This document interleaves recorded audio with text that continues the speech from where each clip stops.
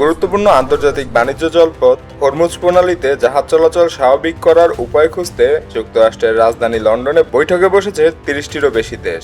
France ও যুক্তরাজ্যের উদ্যোগে আজ বুধবার থেকে শুরু হচ্ছে দুদিনের এই উচ্চ পর্যায়ের বৈঠক। বৈঠকে অংশ নেওয়ার কথা রয়েছে সংশ্লিষ্ট দেশগুলোর সামরিক পরিকল্পনাবিদ, প্রতিরক্ষামন্ত্রী ও সেনা কর্মকর্তাদের। গত সপ্তাহে ১ ডজনেরও বেশি দেশ জানিয়েছে পরিস্থিতি অনুকূলে থাকলে তারা ব্রিটেন ও ফ্রান্সের নেতৃত্বে হরমুজ প্রণালীতে জাহাজ চলাচল নিরাপদ রাখতে প্রস্তাবিত আন্তর্জাতিক মিশনে যোগ দিতে আগ্রহী।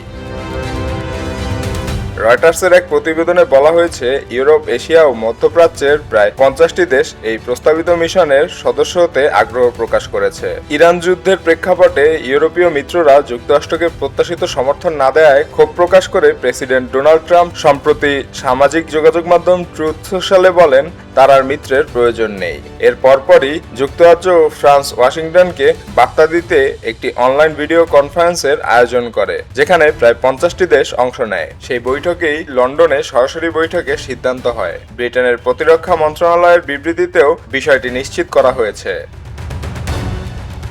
যুক্তরাজ্যের প্রতিরক্ষামন্ত্রী জন হিলি এক বিবৃতিতে বলেন, ২ দিনের এই বৈঠকের মূল লক্ষ্য হরমুজে জাহাজ চলাচলের স্বাধীনতা নিশ্চিত করা এবং একটি স্থায়ী যুদ্ধবিরতিকে সমর্থন দিতে কূটনৈতিক ঐকমত্যকে যৌথ পরিকল্পনায় রূপ দেয়া। গত ২৮ ফেব্রুয়ারি যুক্তরাষ্ট্র ও ইসরায়েলের সঙ্গে ইরানের যুদ্ধ শুরু হওয়ার পর হরমুজ প্রণালী দিয়ে বাণিজ্যিক জাহাজ চলাচল উল্লেখযোগ্যভাবে কমে গেছে। এতে জ্বালানি পণ্যের বৈশ্বিক সরবরাহে চাপ তৈরি হয়েছে এবং বিভিন্ন দেশে জ্বালানি সংকটও দেখা দিয়েছে।